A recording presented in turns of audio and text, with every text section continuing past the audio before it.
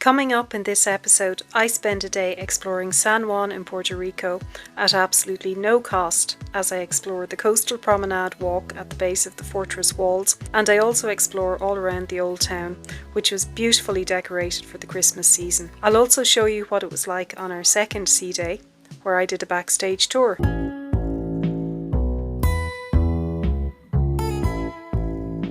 Good morning from Puerto Rico. We've just docked in San Juan at the cruise terminal, which is very conveniently located immediately adjacent to the old town. Now, there are 2 cruise piers here at this location, and each can accommodate a ship on either side. So on a busy day, there could be up to 4 large ships in port. We're docked on the westernmost cruise pier, and the actual terminal building is on the neighbouring cruise pier over to our east to the right-hand side. So this is my second time visiting San Juan, and you can check out my first visit in my Enchanted Princesa repositioning cruise vlog series. On that occasion, I visited the 2 fortresses, so that's Castillo San Cristobal and Castillo San Felipe del Morro. Now, if you're interested in visiting those forts, they're operated by the US National Park Service, and a day ticket to enter both actually costs just $10.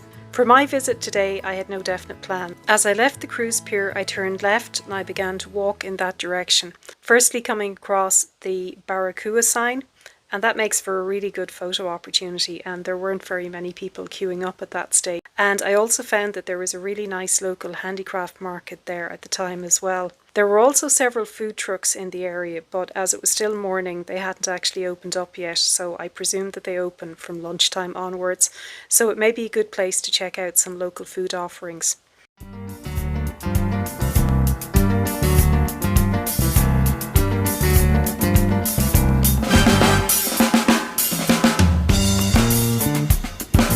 After passing the prominent courthouse building, I then headed towards, and excuse the pronunciations on this, Paseo de la Princesa, and that's essentially a very large tree-lined promenade at the base of the fortress walls. Now that leads westwards towards the sea at the end. So on the right-hand side of that promenade there are public gardens. Now they're really nicely laid out, and they also provide a little bit of shade on a very warm day.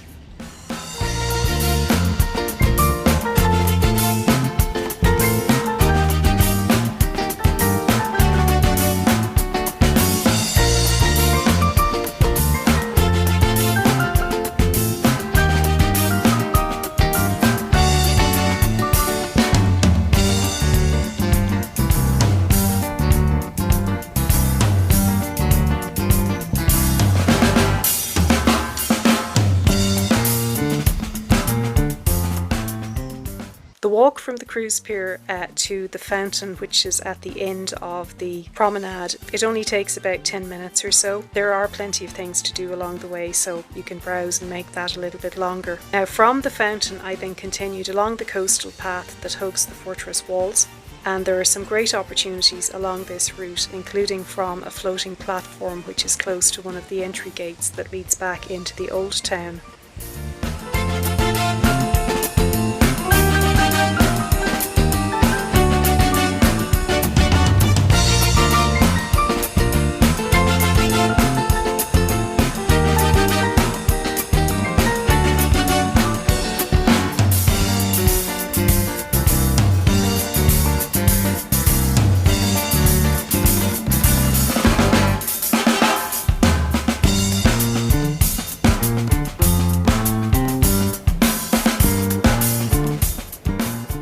I entered the old town through the San Juan gate, and I continued on from there uphill to a plaza, which is at a pretty elevated vantage point which offered great views over the coast and again down to the fortress walls. So in the event that you may have mobility issues, you should be aware that the route along here from the San Juan gate up to this point, it's mostly all cobblestone streets and with a rising gradient. From there I headed eastwards, and that brought me back towards the central area of the old town and into one of the many pretty public squares. And it's framed on one side by the Hotel El Convento. Now that's a fairly historic landmark in San Juan, and it's a former Carmelite convent which was built in 1646. But in modern times it's actually in use as a boutique hotel, and it's one of the small luxury hotels of the world. Now the other significant landmark which frames the square is the San Juan Cathedral, or to give it its full title, Cathedral Basilica Menor de San Juan Baptista, and that's the Catholic Cathedral of the Archdiocese of San Juan. Access is free, although donations are appreciated. From there, I continue downhill towards Fortaleza Street. Now, a portion of this street is famous for having those colourful umbrellas strung across it at certain times of the year, I think particularly during festivals and so on. Unfortunately, on this trip, as was the case when I first visited here 2 weeks ago, the umbrellas weren't in position, so instead it's being decorated for the festive season. I spent a pleasant and relaxing time exploring all of the old town and what it has to offer, and as you can imagine, there are plenty of souvenir stores aimed at tourists, and they range from what I would say is probably slightly tacky souvenir offerings to much more unique gifts. One thing worth mentioning is the very visible presence of security or police all around the old town. Now, from my research, as well as from my own observations while I was out exploring, I don't think that this should be construed as a sign that the area is dangerous, but it's rather that the presence of security in the area assists in making it safe. And from the point of view of a solo traveller exploring, that's actually a comfort. It was a relatively short day in port as all aboard time was at 3 p.m. today. So for sail away, I returned to what is becoming one of my favourite vantage points, and that's the outdoor seating area at the rear of the Ocean View Buffet. So this offered great views as we left San Juan, and it was the perfect place to enjoy the wake of the ship as we sailed past the fortress on the way out.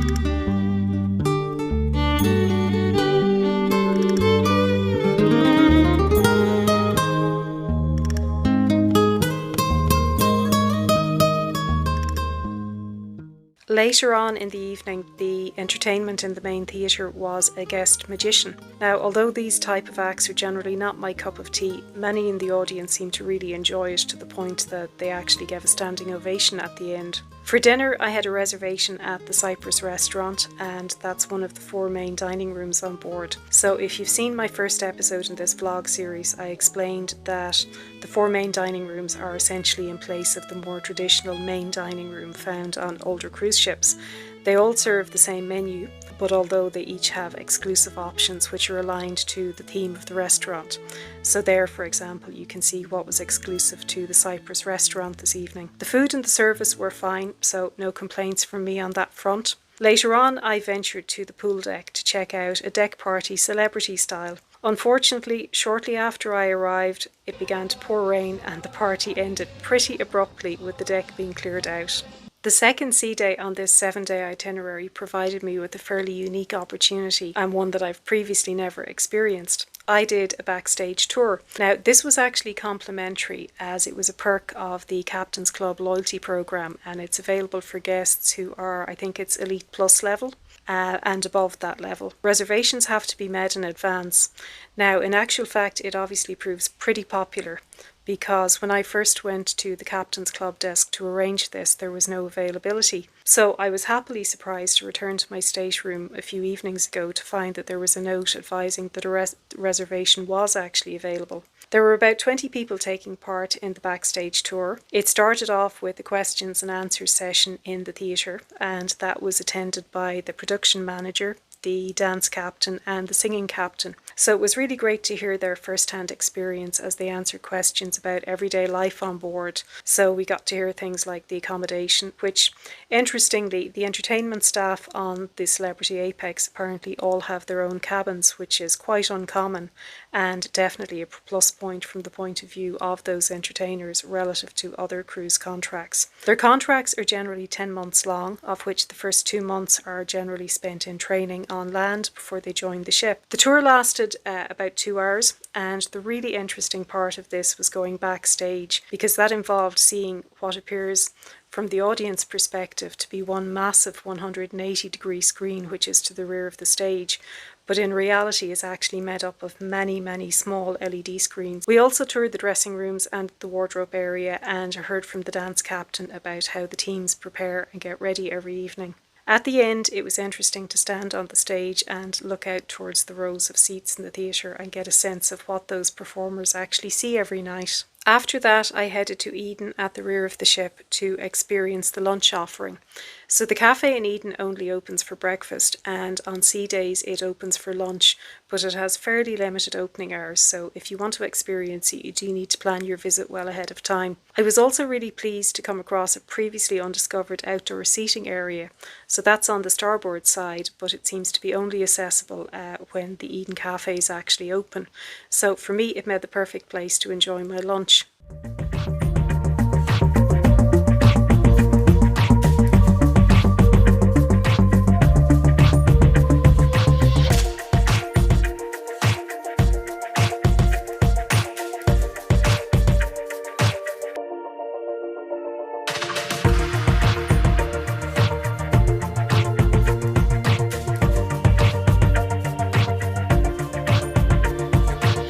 The overall space in Eden is just so unique, and although I explored this area a little bit on boarding day, and you can see that in the previous vlog, I couldn't actually resist checking it out again and really appreciating the mesmerising views of the wake of the ship.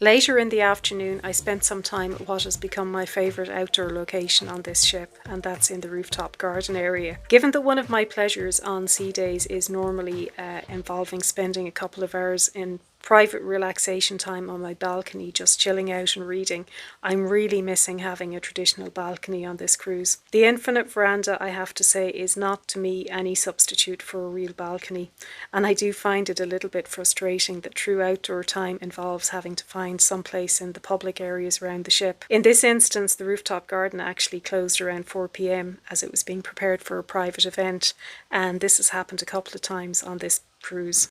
Tonight was the second chic night on board, so that's basically celebrities' version of a formal night, although it's not quite as formal as formal nights on more traditional cruise lines. So I chose not to do chic night tonight, and instead I just had a quick dinner in the Ocean View Cafe, so the buffet. Now, I'm also finding it a little bit hard to get a handle on the dress code on Celebrity for formal night, as I've seen a wide variety of dress choices on board this evening. Some have gone all out in full formal gear, others have just dressed up a little bit, and a significant proportion of the ship remained entirely casual. So the show in the main theatre was a guest vocalist who was billed as the $1 Million Quartet Man, as he has apparently performed in the show The $1 Million Quartet, and a lot of his performance actually involved music from that show.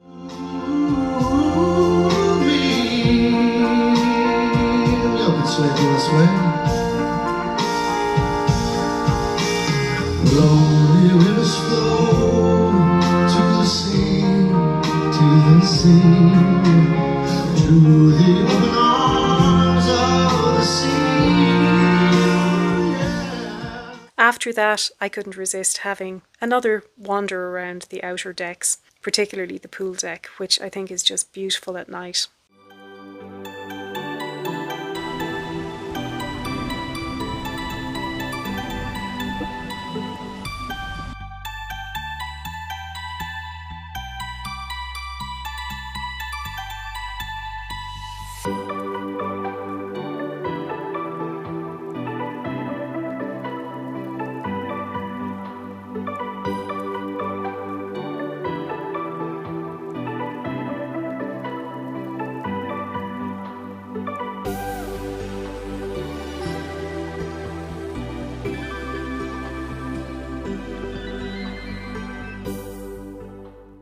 We're now at the end of day 6 in this 7-day itinerary, so I hope you'll return for the final vlog in this series, which will actually be tomorrow when we're in Perfect Day at Coco Quay, which I'm really looking forward to because it's my first time to that destination.